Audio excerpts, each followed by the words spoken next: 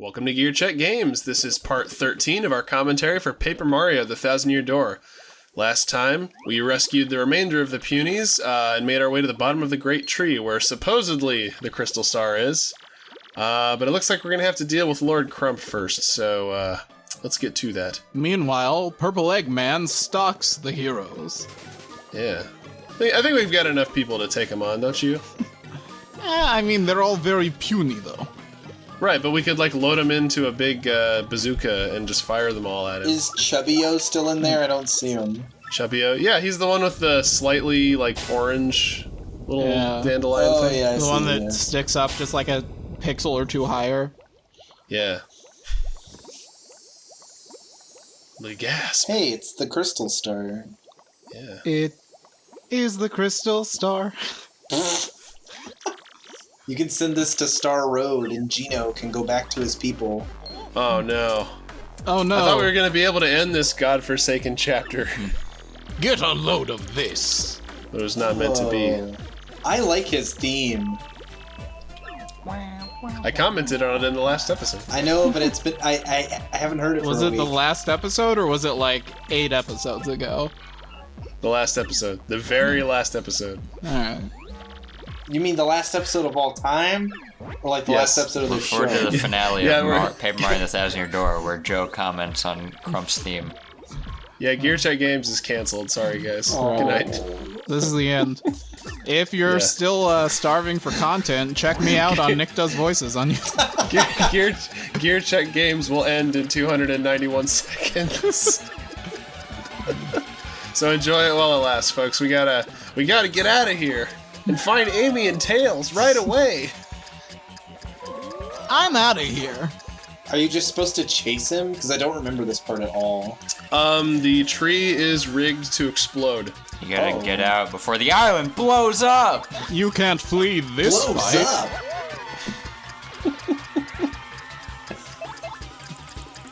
And yeah, as you saw, this is a mandatory fight, so we gotta show it. Man, we gotta body slam these X-Nuts.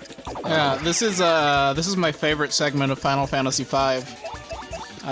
This is also the earliest point in the game where you can learn the spell Arrow 2 if you have your Blue Mage in your party. Unfortunately, instead of having Koops out, Joe certainly chose to have some useful Flurry. and relevant information. I'm describing this dungeon of Paper Mario: The Thousand-Year Door, Yeah. where you can learn Arrow 2 from a Gygus. Wouldn't Flurry be the blue mage that knows Arrow?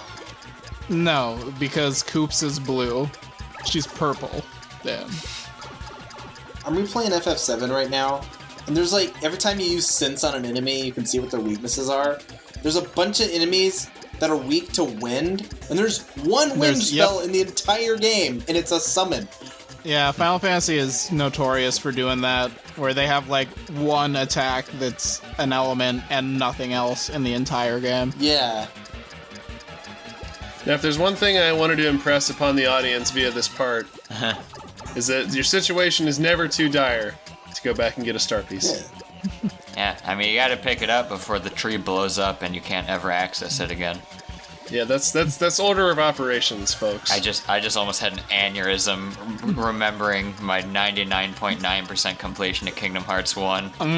Those Dalmatians. Oh no, that was nonsense. Because of the Trinity in Oogie Boogie's mansion. Thank God for Final Mix. Yeah. Although That's oddly in right. Final Mix, even when you get that one, it doesn't disappear from the overworld. Oh, weird. Just to be eternally confusing. They overcorrected. They made it with permanent ink. It's a Sharpie. Can you imagine Mickey? They tasked Mickey to do this. He's like, why do I gotta go all the way back to Halloween Town with a Sharpie? And just draw this holy trinity on the ground. I mean, that's what King Mickey was so busy with for the games. He was running all over the worlds with a Sharpie drawing Trinity marks. It makes me wonder if that's what he All right, was see you, doing in Punies. Kingdom Hearts 1. You're gonna have to fend for yourselves. Yeah. Well, this is the end for all punies for all time. Wait. Are you nuts? Oh, God. I always remember being annoyed that you had to, do the dumb bubble blowing mechanic at the very end of the sequence on a timer. But I guess as a kid, I just didn't think of the possibility like, hey, I could just, leave them behind. Oh no. Well, I mean, if you assume that the place is gonna blow up, then leaving the punies there, sounds like a bad idea. Wait, I thought she shrunk him. Yeah, No. and then he grew, I'm confused. because he just wanted to grow. Whoa. Just go with it, Trey. That's just how it is with this game. Just gotta go with whatever it presents you with. Wait, he stops the timer to fight you? Get a load of this. Yeah, I guess GearCheckGames isn't canceled after all. You're in luck, folks. Wait, is that like a capsule? Like, He is Eggman. Yeah, exactly. It's his egg rover, or whatever it's called. Egg Robo? No, Eggmobile, sorry. Yeah, there you go. Or if you go by the US cartoons, the Eggomatic. I don't like the squishing of his footsteps.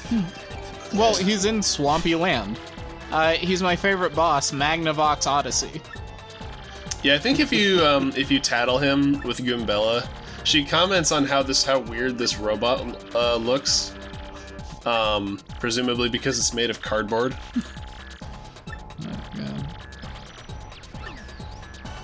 it kind of reminds me of the very blocky robot that the bunnies have in Mario Odyssey. Y'all remember Cubics? Oh my god, I've not heard that word. Yep. There's a deep set memory for some of y'all. Yeah. Maybe you were part of the Burger King Kids Club and you got Cubics. You got Cubics toys. Yeah. There's a Cubics video game. There was. Oh, you got them all! Well played. Excellent. Congratulations. Oh, I love the little flips he does. That's kind of funny. 6 whole damage. Wow. Only 6 damage. Nice. There's 2 kinds of people. He called you a sucker. He has to die. Stop with your squishing footsteps.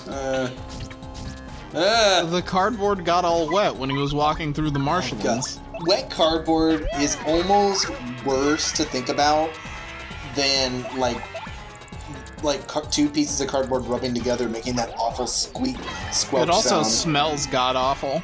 Oh yeah. Oh god, now I can't stop thinking about it. But what about that tiny little squeaky sound you get when you rub 2 pickles together? That's a thing? No. No, it's a Or SpongeBob like- reference. Well, yeah, Oh. but I hate it. I hate thinking about it.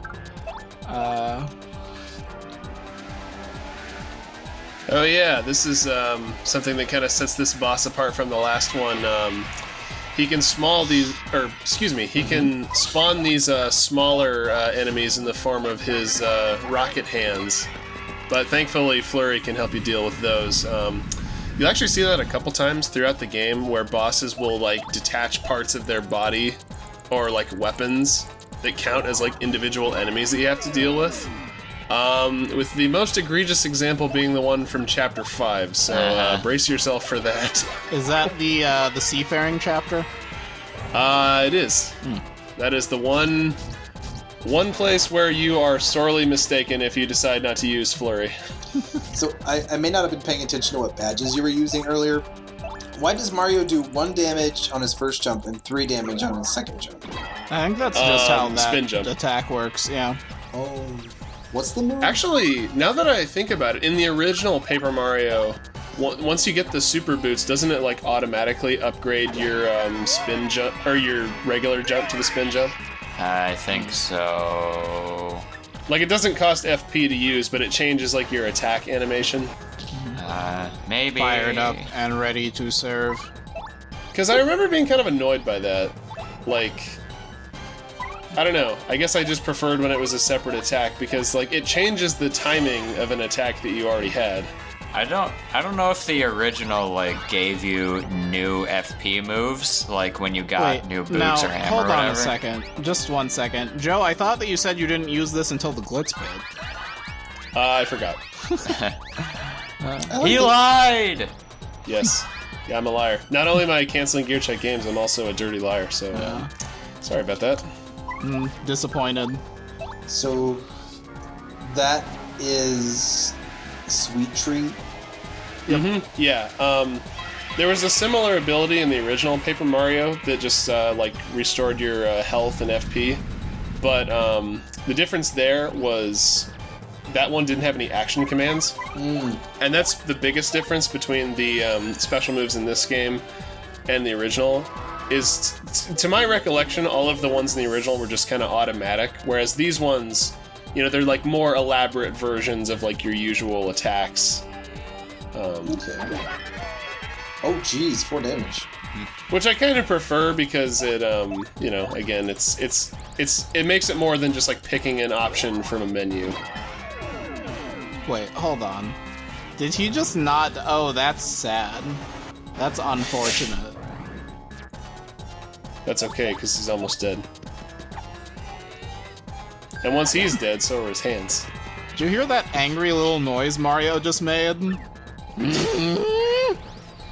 That was his Marge Simpson impression. Whenever you beat him, it looked like the robot was pissing stars. I just think they're neat. Sounds painful. That's a, I love that little animation there. He's just like, he's still standing, but he's like stuck in the ground. so wait, is that just his helmet? Or is that his head? No one knows what the X-Nauts look like under their masks. Classic Mario gag. Paper Mario gag. I wonder if they're just Shy Guys from space. Who's to say that regular Shy Guys aren't from space? That's true. They're from No. Sriracha land? Sahasrara? Sriracha land, yeah. Yeah, Sahasrara Land.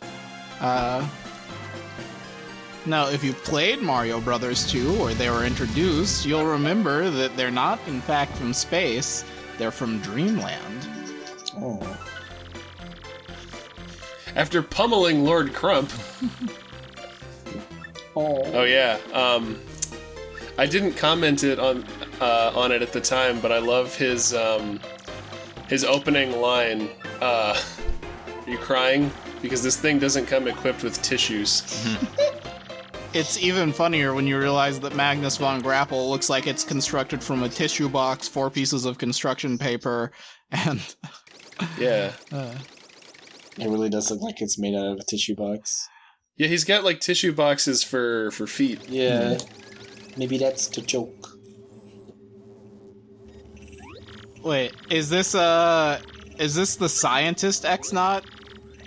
It is. Yeah, this guy becomes an enemy in Chapter 7. Oh, you are correct, sir. This is the smart X-Naut.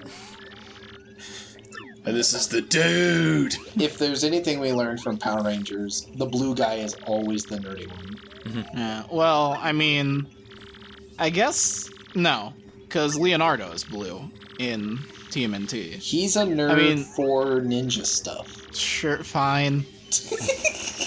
I'll give it to you, but don't go dissing my boy Donnie. Oh yeah. You just can't. You see, Because he does machines. what are his eyes blue? I don't know, they might be. But are his arms blue?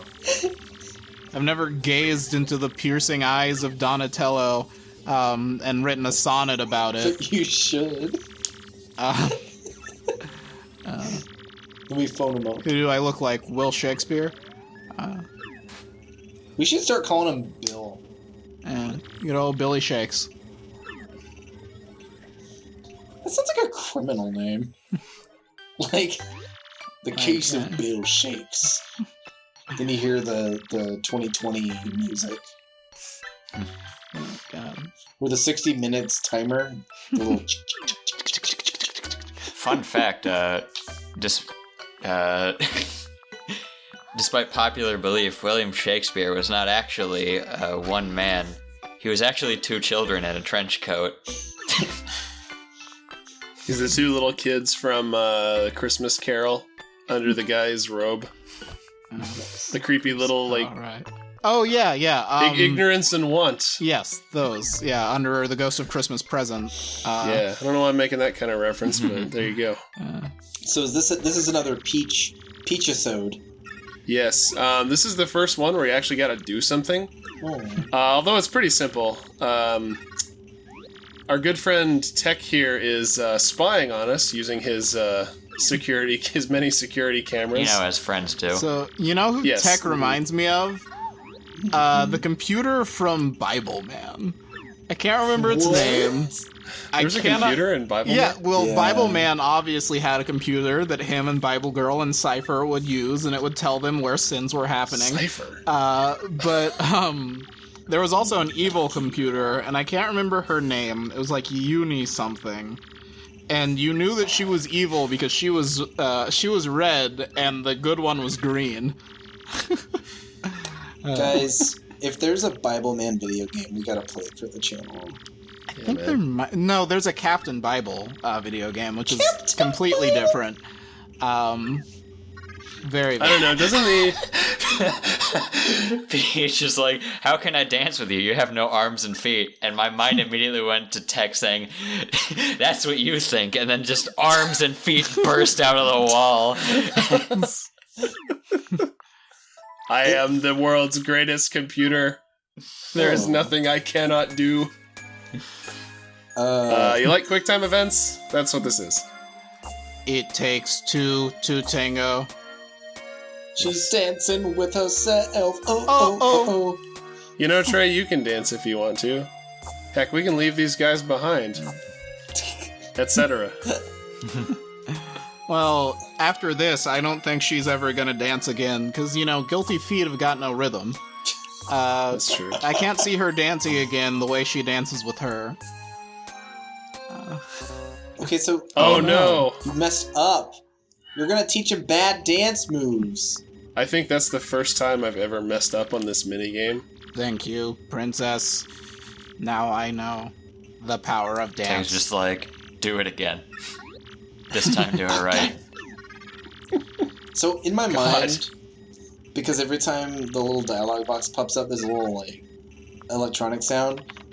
In my mind, the voice of Tech is the voice of Flood. Oh god. And I can't unhear it. Mario, you can send a message to Mario if you want to. How can I be of assistance? Peach, what is love? The way I see it, you have two options for how Tech sounds. He either sounds like this, or he sounds like Mettaton. Oh, Yes! yes. So Bob Who's to say Barker- Mettaton doesn't sound like this? The fact that he has a voice clip in the game. I mean, computers can have pre-recorded voice clips. But I mean, and sure, why not? every version of Mettaton, despite the voice clips that are in Undertale, I've always given him Bob Barker's voice. And I guess that is- I could see that. It makes that character so much better in my mind. Main character, come on down. Well, we're finished with the Crumps, and it's Bowser time. Hell yeah. Yay! And like with Peach, Bowser actually has to do something this time. Something that weirdly was the inspiration for the follow-up to this game, Super Paper Mario. We're doing a classic style side-scrolling level. I'm ready to roll. Aw. I'm ready to have a nice family vacation. Now, at the time, Nintendo wasn't quite as big, at least to my recollection. They weren't quite as big Jesus. on, like, bringing back elements from the old game to, like, cater to people's nostalgia, They weren't quite as big as Bowser is right now. which I preferred immensely. But I had to have imagined this would be pretty novel at the time, because, like, you know, there wasn't a whole lot like this, but it was like, oh, hey, it's the original Super Mario Brothers again. That's neat. Remember when making a reference to the original Super Mario Bros. Was like novel and unexpected?